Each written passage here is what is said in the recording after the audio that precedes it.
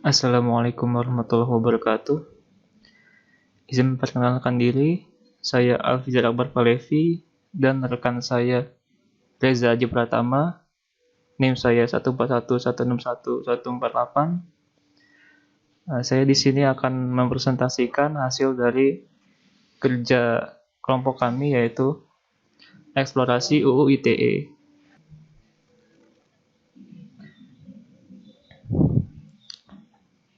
Kelompok saya terdiri dari saya sendiri dan Reza Aji Pratama. UU ITE, Undang-Undang Informasi dan Transaksi Elektronik, atau yang disingkat UU ITE atau Undang-Undang Nomor 11 Tahun 2008, adalah UU yang mengatur tentang informasi serta transaksi elektronik atau teknologi informasi secara umum. UU ini memiliki yurisdiksi yang berlaku untuk setiap orang yang melakukan perbuatan hukum sebagaimana diatur dalam undang-undang ini, baik yang berada di wilayah Indonesia maupun di wilayah hukum Indonesia, yang memiliki akibat hukum di wilayah hukum Indonesia dan atau di luar wilayah hukum Indonesia dan merugikan kepentingan Indonesia. Selanjutnya, UU Nomor 19 Tahun 2016 tentang ITE. UU Undang-Undang Informasi dan Transaksi Elektronik yang disingkat UU ITE dan UU Nomor 11 yang sebelumnya diterbitkan pada 2008 ini telah diamandemen menjadi Undang-Undang Nomor 19 Tahun 2016 tentang informasi dan transaksi elektronik. Amandemen UU ITE. Perubahan UU ITE ini disebabkan banyaknya kalangan yang menginginkan diubahnya Pasal 27 Ayat 3 Undang-Undang Nomor 11 Tahun 2008 tentang informasi dan transaksi elektronik.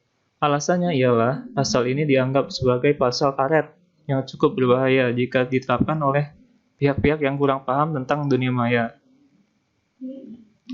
Selanjutnya, Pasal 27 Ayat 3 UU Nomor 11 Tahun 2008. Adapun pasal tersebut berbunyi, setiap orang yang dengan sengaja dan tanpa hak mendistribusikan dan atau mentransmisikan dan atau membuat dapat diaksesnya informasi dan atau dokumen elektronik yang dimiliki muatan penghinaan dan atau pencemaran nama baik. Pasal ini mengacu pada masalah penyebaran informasi yang memiliki muatan atau konten tentang penghinaan dan atau pencemaran nama baik. Selanjutnya, kasus pelanggaran UU ITE sebelum diamandemen.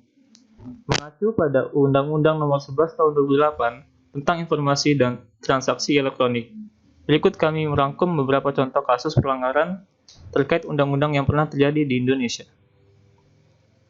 Untuk presentasi selanjutnya akan disampaikan oleh Reza Aji Pratama selaku rekan saya dalam kelompok ini. Terima kasih. Assalamualaikum warahmatullahi wabarakatuh. Saya Reza Aji Pratama akan melanjutkan presentasi tugas tentang Undang-Undang ITE dari kelompok kami. Untuk kasus selanjutnya, yaitu adalah kasus tentang video skandal Ariel Peter Pan. Pada tahun 2010 silam, jagat maya dihebohkan dengan video porno Nazril Irham atau Ariel Peter Pan yang melibatkan dirinya dengan dua artis wanita, yaitu Cut Tari dan Luna Maya.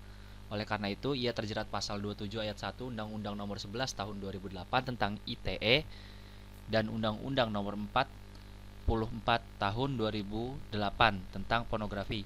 Atas perbuatannya, ia divonis penjara 3 tahun 6 bulan dan denda sebesar 250 juta rupiah. Kemudian, kasus pelanggaran UU ITE sesudah diamandemen. Mengacu pada Undang-Undang Nomor 19 Tahun 2006 tentang informasi transaksi elektronik, berikut kami merangkum beberapa contoh kasus pelanggaran terkait undang-undang yang pernah terjadi di Indonesia. Kasus yang pertama adalah kasus musisi Ahmad Dhani.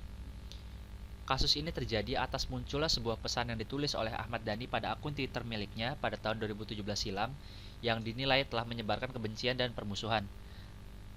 Hakim menilai Ahmad Dhani melanggar pasal 45A ayat 2 jangko pasal 28 ayat 2 Undang-Undang Nomor 19 Tahun 2016 tentang informasi dan transaksi elektronik jangko pasal 55 ayat 1 KUHP. Kasus yang kedua adalah kasus Robert. Salah satu penggunaan pasal karet UU ITE demi membungkam kritik terjadi terhadap mantan dosen Universitas Negeri Jakarta yang bernama Robertus Robert. Ia diperkarakan karena melakukan orasi sembari bernyanyi mengkritik militer yang mulai masuk ke ranah sipil di depan Istana Negara. Robert disangka telah menyebarkan informasi yang ditujukan untuk menimbulkan rasa kebencian atau permusuhan individu dan atau kelompok masyarakat tertentu berdasarkan suku, agama, ras, dan antar golongan atau SARA. Ia dianggap melakukan penghinaan terhadap penguasa atau badan umum yang ada di Indonesia. Robert dianggap telah melanggar pasal 45 ayat 2, jangko pasal 28 ayat 2 Undang-Undang Nomor 19 Tahun 2016 tentang perubahan atas Undang-Undang Nomor 11 Tahun 2009 tentang ITE dan atau pasal 14 ayat 2 jangko pasal 15 Undang-Undang Nomor 1 Tahun 1946 tentang Peraturan Hukum Pidana dan atau pasal 207 KUHP.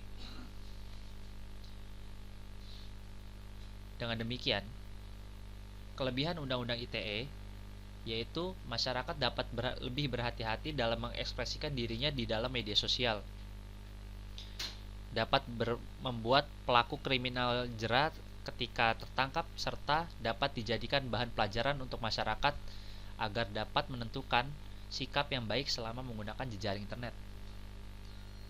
Namun di sisi itu, terdapat sebuah kekurangan dari UU ITE yang menurut kami adalah dapat memberikan batasan terhadap masyarakat dalam berekspresi di jejaring internet, menimbulkan rasa takut untuk beropini atau mengkritik sesuatu hal di jejaring internet, membatasi kreator internet untuk melakukan hal-hal kreatif, dapat menurunkan sikap kritis dan kepedulian masyarakat ketika pendapatnya tidak dapat diekspresikan melalui jejaring internet.